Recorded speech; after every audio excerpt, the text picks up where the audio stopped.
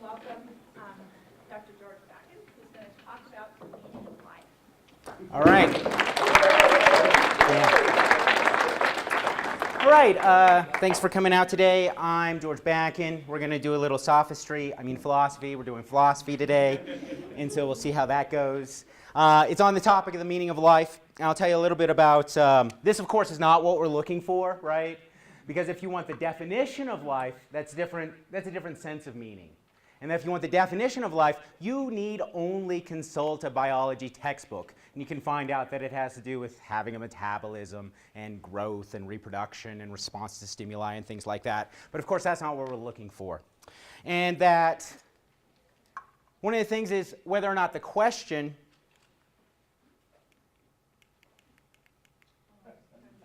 I'll hop over. It might also be whether or not the question, this isn't doing anything either. Okay. Whether or not the question itself is meaningful, right? So it might be the case that it sounds like a real question, but it really doesn't make any sense at all. So for example, if I go ahead and ask, what is the taste of red?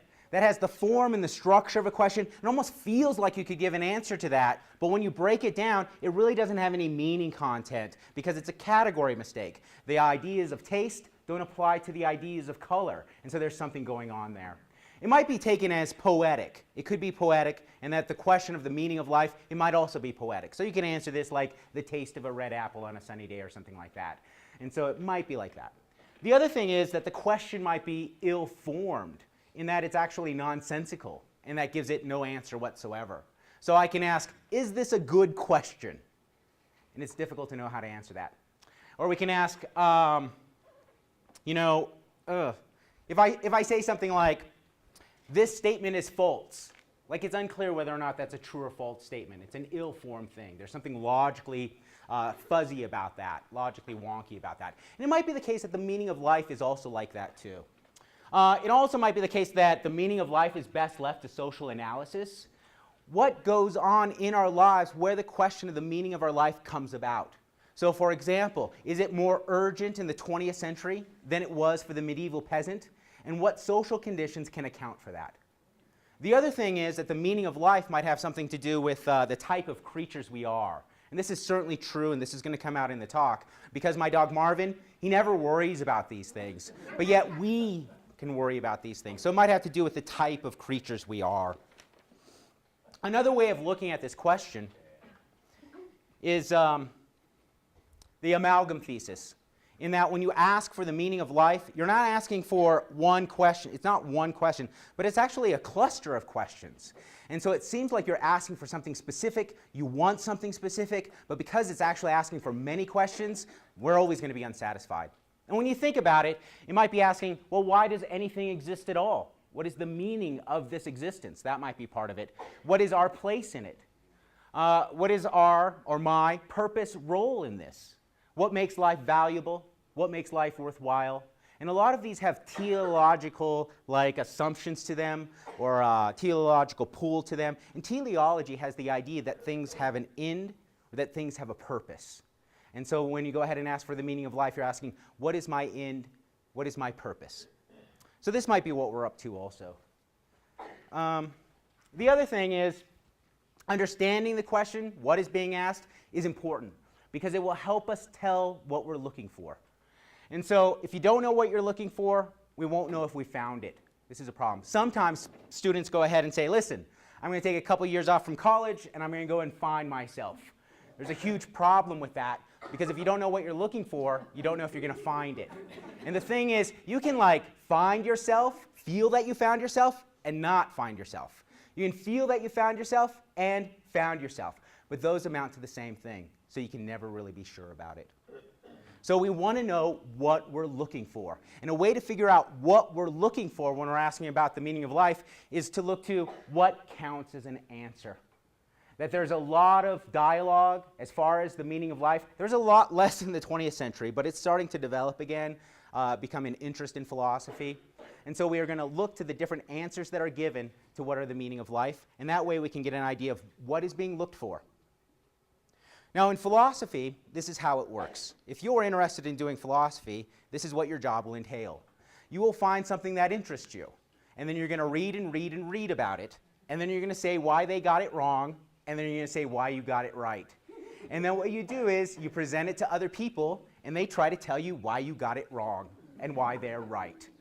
That's the last part of this. And my pin is when you go ahead and tell me that I'm wrong, I write down why you think that I'm wrong.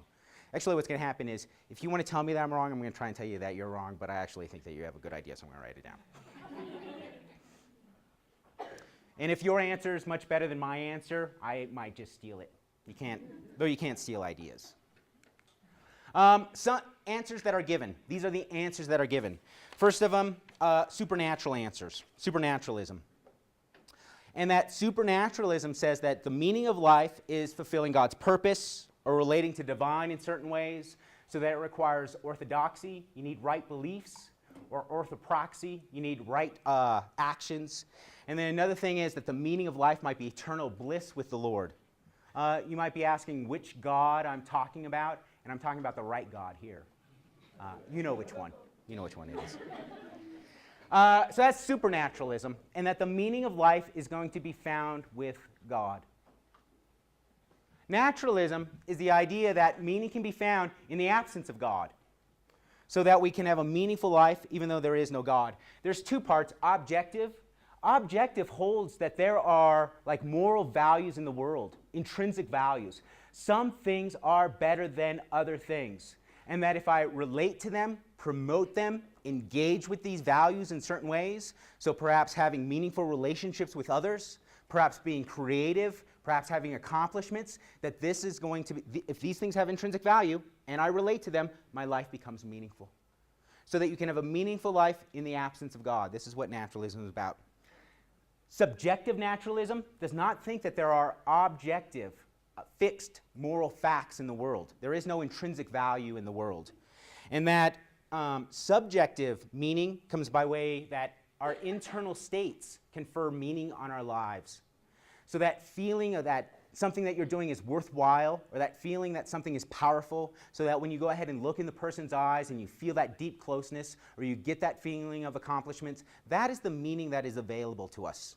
There is nothing outside of us to give us meaning. There is no God by which we will find meaning. And it rests entirely upon our reactions to the world, or it has also perhaps to do with our choices in what we do with ourselves. Finally, nihilism. Nihilism is that life is just a tedious joke, and the joke's on you, my friend. That there's no meaning, there's no value in the world, and that everything you want to get in this life, connection with others, purpose, understanding, you ain't ever going to get it. All right, let's take a look at some of these answers. Supernaturalism. William Lane Craig says, if man ends in nothing, he is nothing. If the universe had never been, is the same thing that at one time it will not be. And so it doesn't matter if it exists at all. And so there is no ultimate significance. What provides ultimate significance is that things are forever, that things are immortal. And so this we're going to go ahead and get by way of supernaturalism. Because the thing is, if you exist and it comes to nothing and the universe comes to nothing, then as William Lane Craig points out, it's just the same as if the universe never existed at all. We need God in order to find meaning in our lives, because God is going to give us this immortality. Also, there's importance or significance that the supernaturalism gives, that we play a significant role in God's plan. And since there is nothing outside God's will and God's power, that means that God's plan has ultimate significance. And so playing that role in God's plan provides our lives with ultimate significance. There's another way of looking at it too. There's a guy named Jeffrey Gordon, and he sort of takes an aesthetic approach to this, in that one of the things that you can, if there's a God, and this is God's creation, we have this strong aesthetic response. It can be when you see a baby, when you look through the Hubble telescope or see images from the Hubble telescope, and all of these things. And it's this response to this creation that is out there. Now the thing is, this is non-cognitive, so an aesthetic response, it's not about beliefs, it's not about true or false, it's about feelings, and that you can have this to the world. So it's a non-cognitive understanding of God and creation, and that this aesthetic response is not to be found in randomness, since it's not intended. Beautiful accidents are going to be just as meaningful as hideous accidents unless there is a creator. So the thing is, the beautiful things in life and the ugly things in life have the same value unless there is something that created them. Then, of course, the beautiful is more valuable. If God created that. If God created the hideous too, then it's valuable too. Why believe? One, supernaturalism is going to give us the answers that we're looking for. This is the strongest appeal to supernaturalism. One of the things that we can see is, I'm going to do it over here, and I'm going to talk about this a little bit, that you have your individual life, and then there is the global or universal perspective. That nihilism, naturalism, they're going to focus down here. But there's nothing that conveys meaning or value on this upper level. Nothing except the supernaturalism. So this is the strong appeal of supernaturalism, that it provides not just meaning here, meaning now, but meaning forever. So this is one of the strong pools of it. The next thing is, you can say that there's no happiness without God. C.S. Lewis says, subjective happiness is in discord between our emotions and the universe in which we live. That nature is a sinking ship.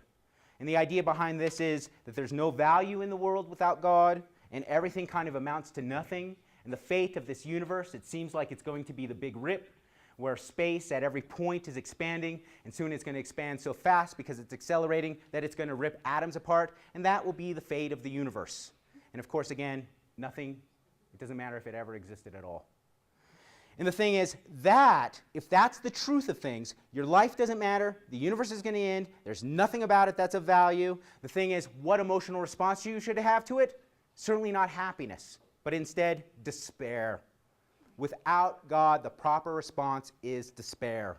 And the thing is too, it's like sometimes people are like, oh, you know, you're depressed or you're sad and you're miserable and things. It seems like that might be the proper response to life. You know, it's like the happy people. They should go see the counselor. It's like there's something wrong with you. That's what C.S. Lewis would think.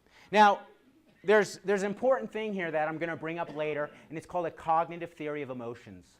And the idea behind this is that emotions are constituted or made by beliefs. So one of the things that you can see is that if you feel guilt, I could do guilt, I guess. But if you feel grief, you're going to have to believe, one, Father has died, and two, Father is important to my life. If you believe those two things, you will feel grief. When you go ahead and tell me your father died, I don't feel grief. I believe that he died, but of course I do not believe that he's important in my life. Consequently, I don't feel it. So the idea is that the emotions are dependent upon beliefs, and beliefs make emotions.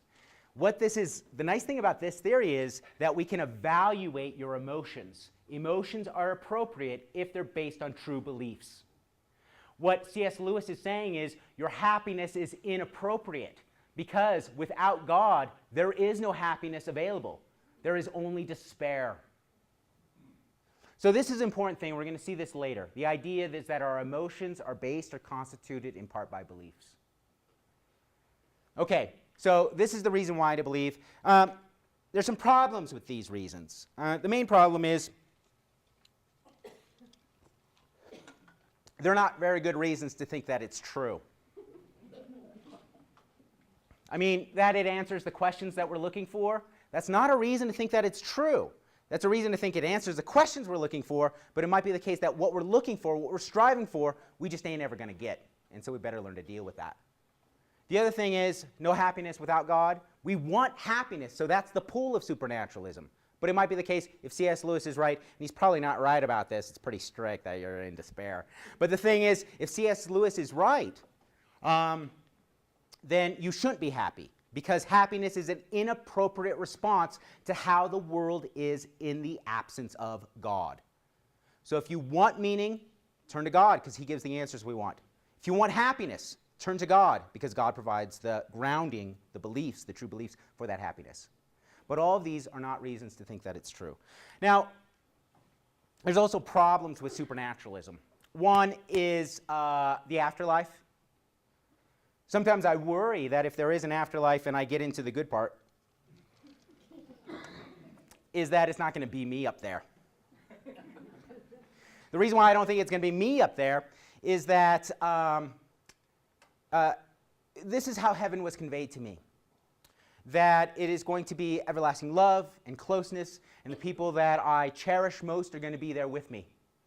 But the problem with that is I don't need to spend more than an hour at Thanksgiving to know that it's not going to work out that way. If it's me up in heaven and it's them up in heaven, because it's grudges, it's problems, it's everything else, it's our egocentrism, and the problem is it results in all of these problems. So the thing is, if we're going to heaven, heaven's going to be just like this place. And if heaven is so much better than this place, and we are in infinite happiness, the thing is, we ain't up there. The other thing is that the afterlife might not be sufficient. Ludwig Wittgenstein says that the afterlife solves the riddle of this life. So in this life you say, what's all this for? And the answer is to get into the next life. But the problem is when you get into the next life, isn't that just as much a riddle? So that you ask, what is all this for, God? And so you always want something a little bit more, right? And so one of the things is the afterlife might not be sufficient because you can ask what it's for. I'm not going to do the next one. I'll do it real quick. One of the things is God's plan, you can say that it doesn't have any significance or importance. I might not get into the good place. Importance is a role within something that is itself significant, but if nothing outside God's will, power, then there's nothing to convey significance to God's plan. God's plan is just a brute fact, right? In order for it to be valuable, it has to be valuable for. Because it's the only thing that's there, we cannot convey value to it. It's just there. It's a brute fact. One final problem. You can think of God's plan and that each of us is essential to the plan, and if each of us can fail to fulfill our role in that plan, right? So God has a narrative, there's a story to be told, and that we are important parts of that story, and so we have to fulfill our role. Now the problem with that is this. God's plans failed, and the reason why is that there's at least one person in history that had an essential role to play in God's plan, but failed to fulfill it. Consequently, because it's an essential role, God's plan has already failed. Takes a lot of pressure off us. The other one is that you could be essential to God's plan, but you must fulfill it. You can't get away from it. But then, of course, the problem is that my choices and I don't seem to matter at all. Whatever function that I play in God's plan, it doesn't have to do with who I am or what I do. And so that might be troubling. And if you're not essential to God's plan, so you can fail in God's plan, but God's plan is still realized, then why do I matter at all? I might as well not exist than exist. So there's several problems with this. One solution is faith. I bring up these things, and what they do is that they criticize this idea of supernaturalism for us to think that it is not true. But the thing is, it still might be true. And if the evidence is not there, how can I go ahead and choose it? And the answer is faith. What role does faith play in a belief system is one of the questions you can ask. And it seems to play the role of reasons or evidence, which is that when reasons and evidence start to give out, the reliance is upon faith. Now, what I want to say, I don't want to get too technical, but reasons give us reason to think or accept or to believe something is true, right? So I go ahead and say, listen, I'm engaged. Oh, how do you know that he's engaged? Well, he walks around with this girl that also says that she's engaged, and she says that that ring on her finger was given to her by him, right? So that is reasons for you to think that I'm engaged. Also, there's no reason right now to think I'm a liar. Not yet. So reasons are epistemically, this has to do with knowledge, that they lead us to knowledge or truth. And what I want to say is that faith, whatever role it plays in a belief system, it doesn't lead us to truth. And here's the reason why. One of the things is you hear that it is faith over reason, that you can believe despite good reasons to think that those beliefs are false, right? So you give me reasons that there isn't a God, but I still believe. And you say, but how can you believe without reason? And I say, faith is over reason. The problem. Faith is epistemically inefficacious. It does not lead us to knowledge, truth, but to falsehoods. And here's the reason why. Faith leads to contradictory beliefs. And this is it. I rely on faith in order to warrant, to justify my believing in my religion. But by a principle of charity, I must let other religions also use faith to justify their beliefs. But if my beliefs are justified and their beliefs are justified, we run into nothing but contradictions. Because then, of course, there is one God and there's also many gods. But this cannot be true. That Jesus is divine and Jesus is not divine.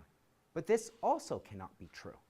And of course, these differences in religion have to do with the nature of God, what happened in history, and the origin and the fate of the universe. And they all lead to contradiction. And if I allow faith to go ahead and justify my beliefs, I must let them also use faith, and I get to contradictions. So faith leads to contradictory beliefs. Contradictory beliefs cannot be true. There cannot be both one and many gods at the same time. Jesus cannot be both divine and not divine at the same time. Consequently, faith leads to beliefs that cannot be true. Faith must play a role, and I think it does play a role in religious belief. But one thing that it does not do is to go ahead and make us know that the truth or that the objects of our belief are true. Okay? It plays some role. But what we want is what is the case. And faith isn't going to do that for us. There's defenses of faith. William James gives a great defense for faith. And what he says is this, that basically, when something cannot be decided on intellectual grounds, let our passional nature decide. And so the thing is, if something can't be decided, I can either be fearful that I'm wrong in believing in something I don't have much evidence for, or I can hope that it's true. And then what he says is, it's really up to you. And the idea is, in this case, I can go ahead and hope that it's true. The problem is, particular religions are probably decided on intellectual grounds, just on the basis that there's so many religions and they're in contradiction. It has to follow that either one religion is right or they're all wrong. And what is the chance that mine is right, given all the religions in the world? Very low. Consequently, it can be decided on intellectual grounds that my religion probably isn't the right one. There's other things, but I want to get to the other things. Okay, subjective naturalism, that we create what is right or meaningful for us. This, sometimes you hear people say that they're spiritual. Spiritual means that they don't want to spend Sunday in church, and so that they want to go ahead and pick and choose from different religions to decide what is right for them. This is something that you hear sometimes. And what they're doing is they're picking and choosing what is meaningful, what is powerful to them. They're creating their own belief systems. This is something that you hear. This is what's spiritual. Subjective naturalism, we could also get what we passionately desire. This would be, there's a philosopher named Taylor, and there's an old story of Sisyphus. And Sisyphus is condemned by the gods to do meaningless labor. So Sisyphus pushes a rock up a hill, and then when it gets to the top, it rolls back down, and he's got to do this forever. And the problem, of course, it sounds awful. What Taylor says is, the only reason why it's awful is if he doesn't want to do it. But if there's nothing more in the world that Sisyphus wants to do than go back down to the bottom and push that rock up, then we must conclude that there is meaning in Sisyphus' life for subjective naturalism. And remember, this is that what is valuable or meaningful you confer by way of your own internal states, okay? We create value by choosing to create ourselves. We express what ought to be by how we live or choose. This is one of the things that you see this in the existential tradition, that we create values. So for example, I create certain values by the choices that I make. The way that I carry myself, the way that I talk, the things that I do. I say, this is how a philosophy professor should be in what I do. So I'm creating value. We also create value in our choices. So this is subjective naturalism, and here's why it sucks.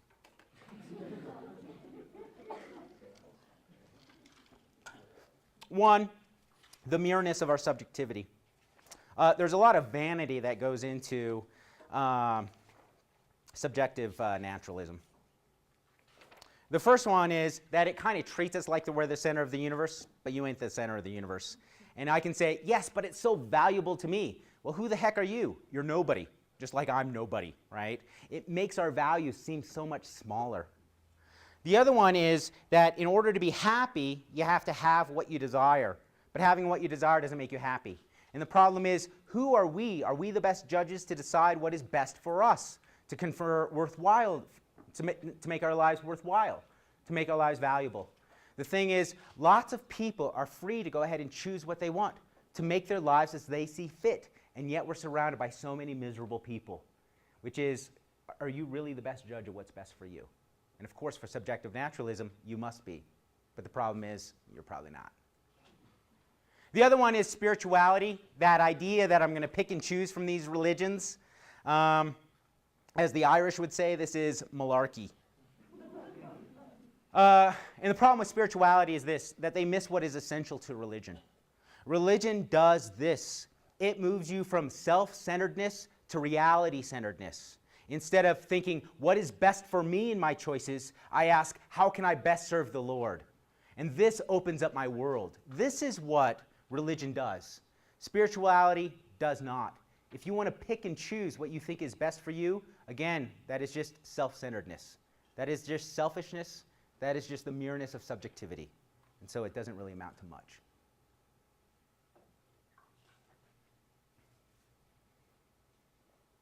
I'm sorry if you drove all the way from Crowstone to hear that.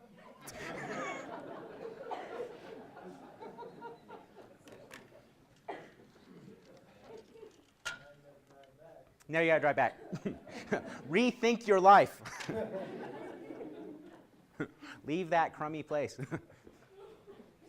It's all egocentrism there. Subjective naturalism, it still leads to meaninglessness. And here's the reason why, those two perspectives. That there is the individual perspective in which our activities, our daily activities feel important. This is one of the things in your daily life, you don't really ask about the meaning of life. You're not like, I can't go to school unless I know what the meaning of it all is. You just want to go to school so you can go ahead and get your next thing. So there's the individual perspective, but there's also this cosmic universal one, where everything we do becomes insignificant at this level from this level. And so the thing is, subjective naturalism doesn't give us this. It tries to just give us this, that all you are is an individual and fill your life with as much meaning and power as you want. But of course, this might not work.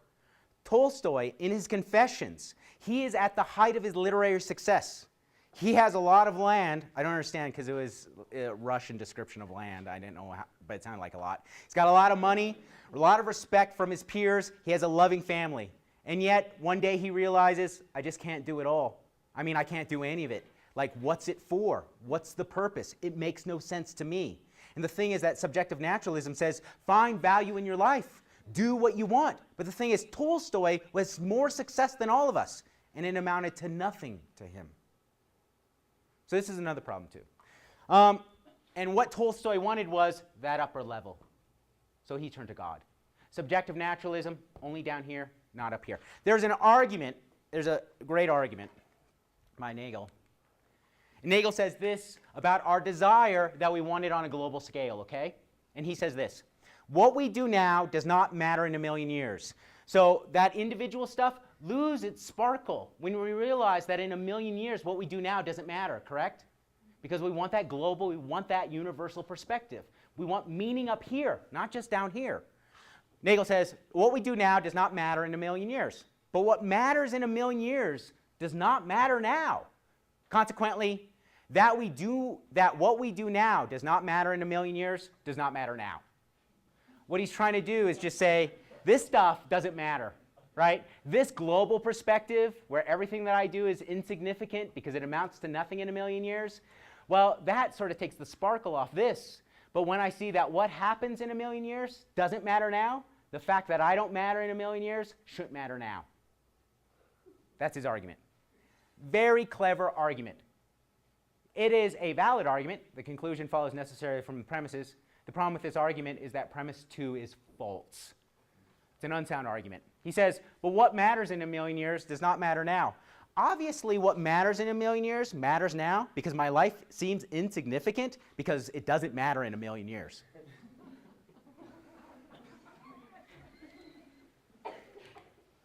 Objective naturalism. Remember, meaning without God. Subjective internal states confer meaning to our lives. Choice, feelings. Objective naturalism, what matters, what provides meaning to our lives is that we are engaged or connected or respond to things with intrinsic value.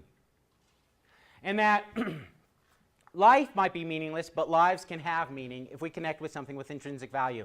What you see in the literature is stuff that people in philosophy do. So there's creativity, high levels of excellence, reduction of suffering, have rich human relationships. And so it's not that you just feel good, but these things are good. That's the nice thing about it. So it's appropriate to feel that our lives are valuable, meaningful, and that we engage, promote, or realize intrinsic value. This, again, is the cognitive theory of emotions, that if you feel your life is meaningful and you are connected with intrinsic value, then your life really is meaningful, and you should feel that. If someone feels their life is meaningful, but they don't connect with intrinsic value, their life is meaningless, and so it's inappropriate for them to feel it. Problems. Doesn't satisfy it as a universal scale, right? The object of naturalism is you might connect with intrinsic value down here, but of course it amounts to nothing up here. Susan Wolf says this: you want that universal, global perspective that conveys meaning to your life? Well, you ain't going to get it. Consequently, get over it. If you can't get something, stop worrying about trying to get it. The problem with that, of course, is I can't stop trying to want to get it. I want it on that global upper level to go ahead and make this stuff here valuable in some sense. The other thing is, why think there's any intrinsic value in the cosmos at all, especially in the absence of God? Wolf says positive value tracks whatever we think has positive value. But of course, you can be wrong about this. And as I started out with that thing about the person leaving to go find themselves and feeling that they found it, but didn't, feeling that they found it and did amount to the same thing. Feeling that you connected with intrinsic value amounts to the same thing. We just don't know. Audi says, moderate naturalism, that goodness or value is a non-natural property. But of course, there's an open question, are there even such properties? It would be nice for objective naturalism that we could connect things with intrinsic value. But whether or not there are things with intrinsic value is really an open question. And then the big problem with this, I don't get this stuff up here. And that's what I need. We got a big problem. Oh, and then nihilism. I'm not going to go too far into this. Life is just absurd. Whatever you want, you ain't going to get. Camus has a revolt to it, but I'm not going to go into detail because I'm running out of time. Oh, I got some time. Anyway, life is meaningless, but the thing is, he thinks you can still find meaning or value in this life in this way. That there's a difference between the quality of life in people, so that people can have more depth than other people. And a lot of people just live their lives on autopilot, and they hardly even live at all. And they end up in the coffin. And what he thinks is, well, listen, if I know that my life is absurd and the things that I want to get, I want connection with others, but you're not going to get that. There's times when you feel connection with others, yes? But then there's other times when the person that you've been with for 5 years, you turn over next to him in bed, and it's like, who the heck are you? And of course, there is the stranger that meets you in the mirror sometimes. Who the heck are you? How did I get so old so fast? And so I'm not going to have these connections. I'm not going to have meaning. I'm not going to have understanding of the world. And so that what I do, instead of letting the absurdity of life crush me, I let the absurdity of life go ahead and grant depth to my life. And it grants depth this way. If I keep the absurd in mind, it puts me on the razor's edge of existence. It puts me in this moment, right here, right now. And this is something that most people don't have as they go ahead and go about their daily lives on autopilot. So this is something that the absurdity of life can give us. The problem with this is it's super tiring to do that. It seems absurd itself, and the big problem is it fails up here. This is essential for us to go ahead and confer meaning to our lives. And the thing is, the one that does it has a lot of problems to it, and that is the supernatural.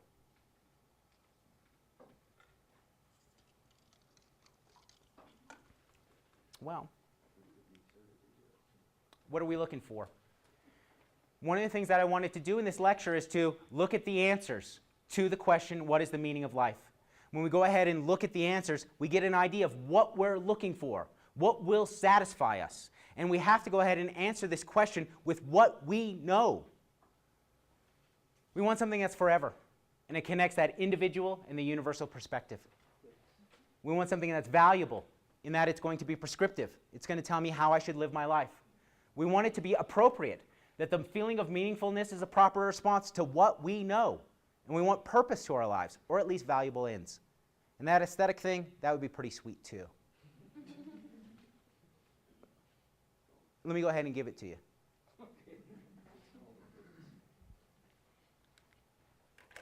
Here's how I came up with this solution. I was not good with the ladies. And the thing is, you see that people go ahead and put a lot of effort out.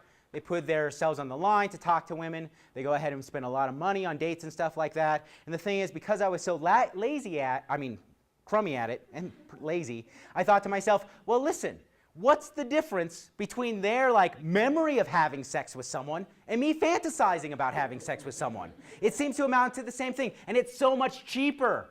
And the thing is, it can work out great too. Spend all your money you want on going to Paris. I'm just going to lay in bed and think about going to Paris. If the fantasy and the memory amount to the same thing, right? And the thing is, that's the great thing, because in fantasy, you can have sex with whomever, whenever you want, right? Let me just show you. Okay.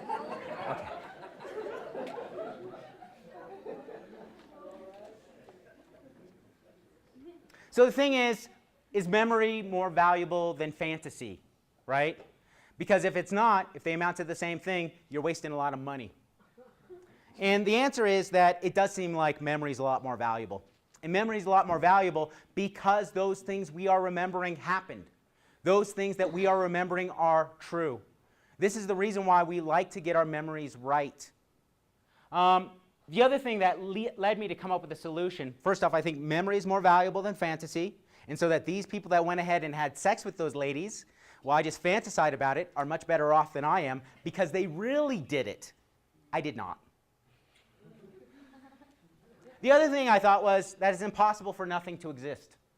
And this is why it'd be impossible for nothing to exist. That if nothing existed, it would be true that nothing existed. And so at least one thing would exist. The proposition, nothing exists. Consequently, it's impossible for nothing to exist. And what we see is there's something about true statements, right? And they have a kind of being to them. Truth has being, it exists independent of our minds, and will exist forever, right? Not only will it exist perpetually in this universe, that we came to this lecture, that I talked, that you had a family, that you worked hard. Not only is it true that you may have done these things, and that it's going to be true forever, but they could also be eternally true, which is if time is just a property of this universe, and if this universe comes to an end, it will still be true that we were here today. And it will still be true forever, eternally, that we were here today. And everything that we do has a truth that's forever. Problems? The idea that propositions or statements are completely mind-dependent. The idea of this is propositions only exist in minds. When they're not thought, they do not exist. And since all truths of our lives will be forgotten, none of the propositions of our lives will exist on the global universal scale. I'm trying to give you the upstairs stuff by seeing that the things that we do are true forever. But the problem is, if propositions, if true statements are just mind-dependent, then you're not going to get this upper level stuff, right? Here's the reason why you can think that they are mind-independent.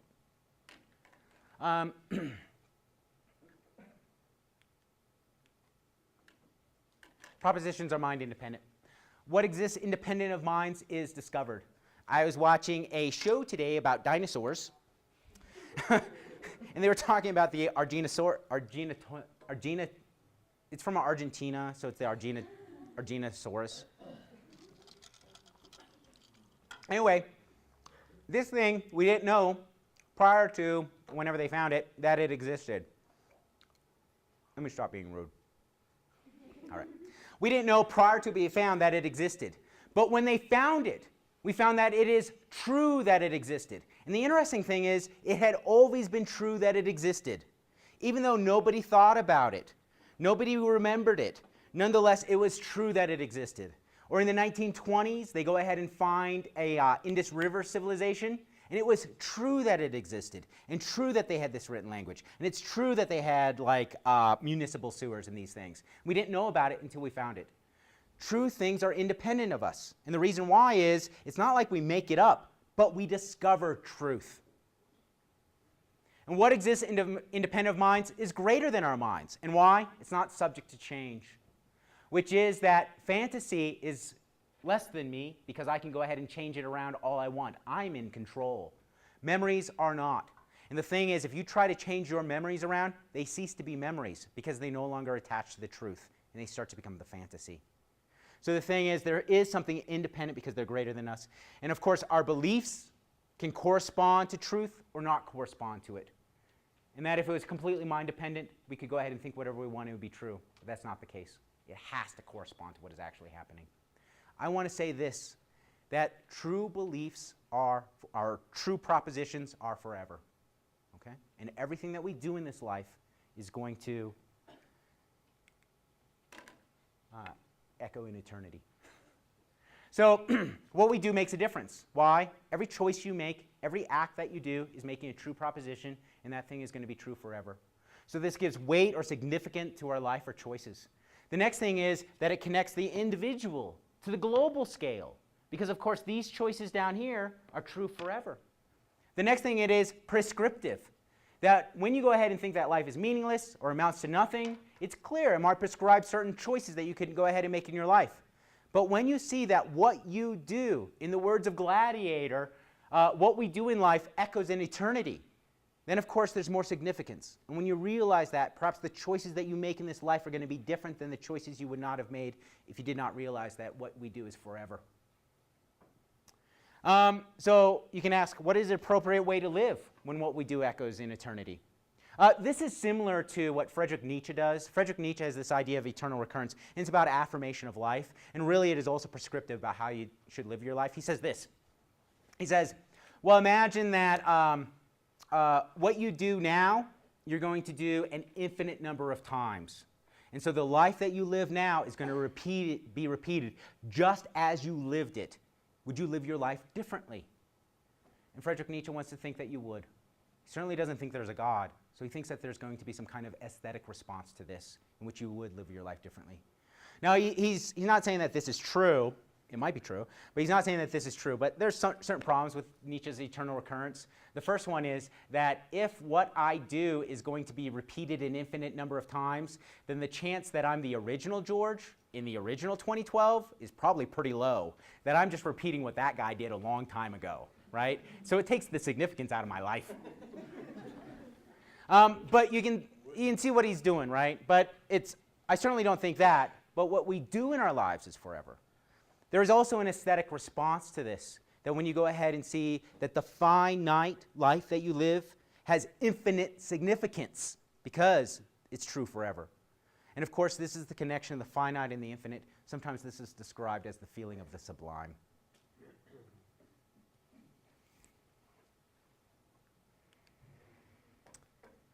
There's a problem of value. Are some choices more valuable than others? Is it about the quantity of truths? I would think that we actually, so that a person that lives longer and has more true things about their life, is their life more valuable? What I want to say is there is an issue about whether or not moral realism or moral absolutism is true, so that there is value in our lives, so that some choices really would be more valuable. That I care for you, then exploit you, is much better than if I would have exploited you. And the thing is, it is still up in the air. In philosophy, in metaethics, it is not decided whether or not there are moral truths or whether or not there's no moral truth at all in this world. And because it cannot be decided on intellectual grounds, I can let my passions decide, says William James. I do not think that this works very well for religion because it probably can be decided. Individual religions can be decided on intellectual grounds. They're probably false. But when it comes to morality, if it can't be decided on intellectual grounds, let my passions decide. And I can hope that some choices are more valuable than others, especially the choices that I make.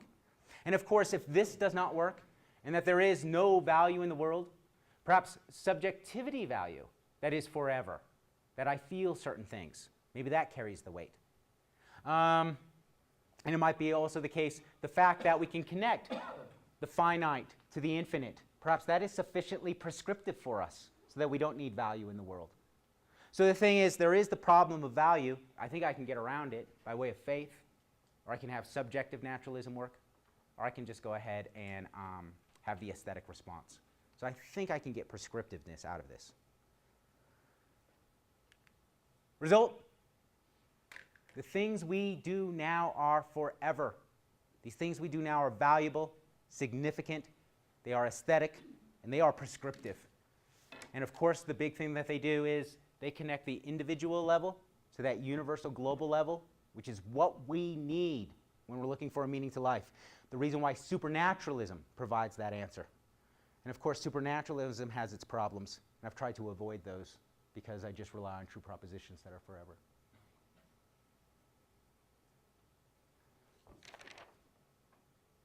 That's it.